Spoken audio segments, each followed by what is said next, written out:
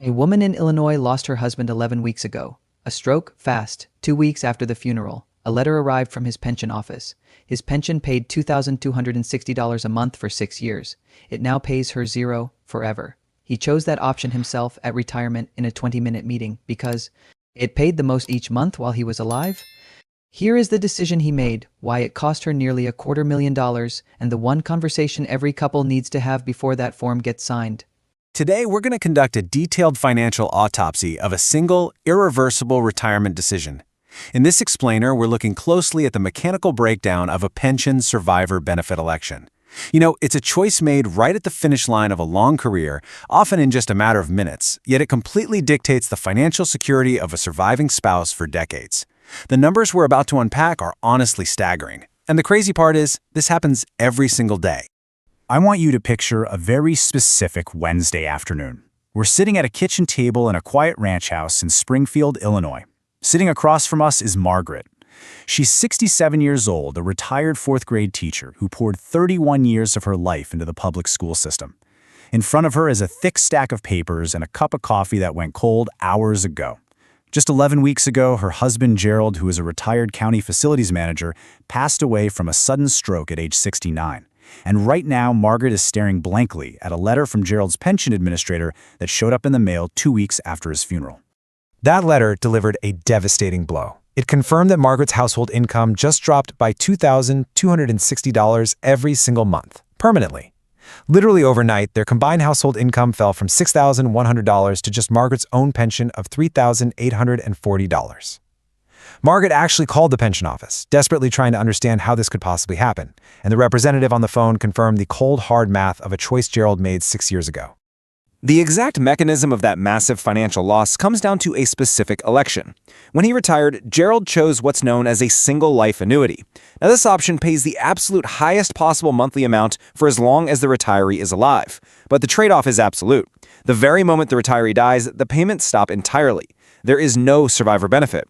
The spouse is guaranteed to receive absolutely nothing. Let's walk methodically through the exact choices Gerald faced when he was 63, because it's important to understand the math he was looking at. The single life option meant Gerald gets the maximum $2,260, but Margaret gets zero if he passes.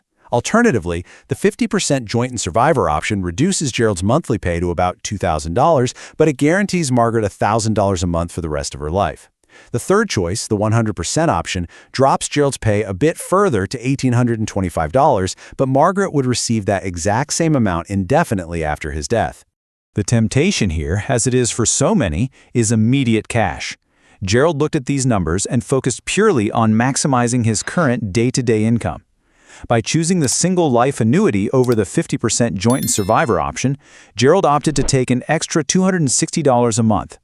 In his mind, he was probably just choosing the highest paycheck available, bypassing that survivor protection just to pocket the monthly difference. So let's calculate exactly what Gerald gained from that decision.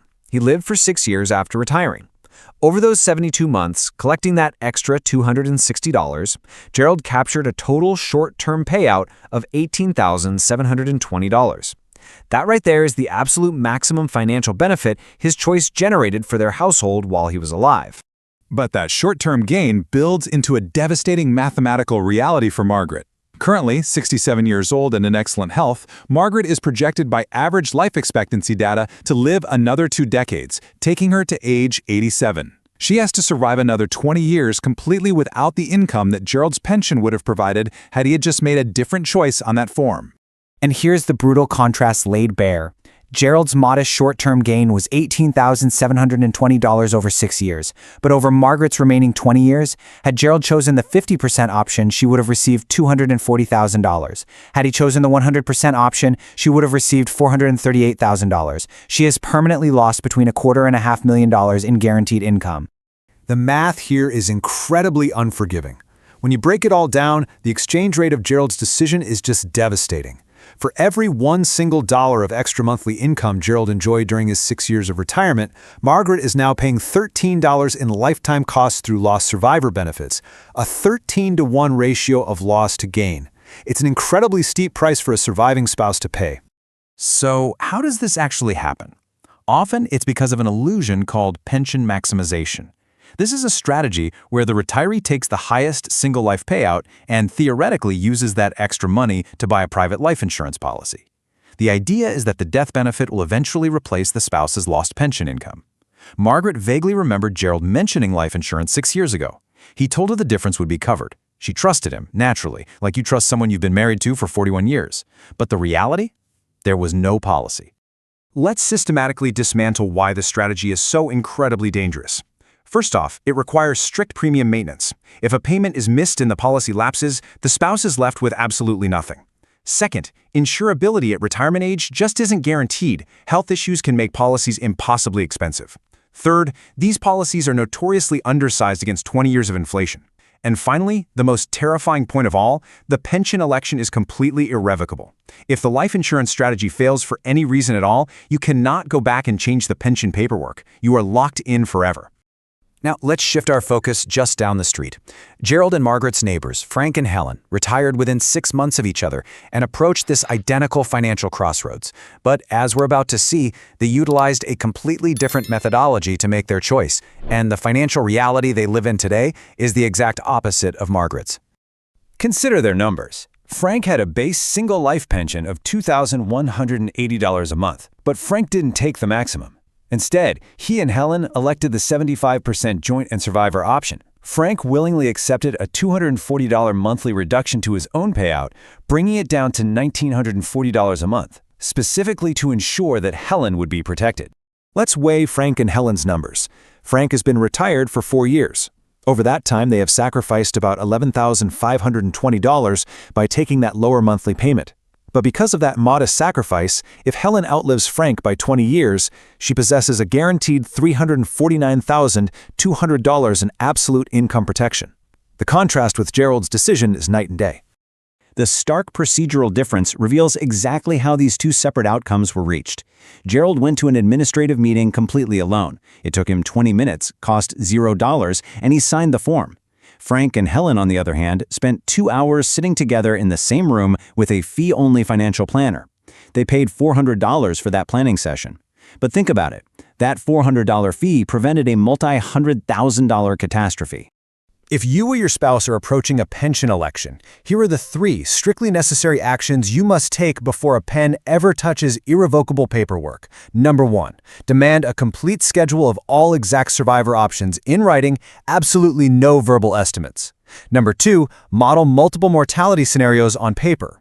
And number 3, if you are going to attempt that life insurance strategy, that policy must be fully purchased, approved, and in force before you finalize the single life pension election. No exceptions.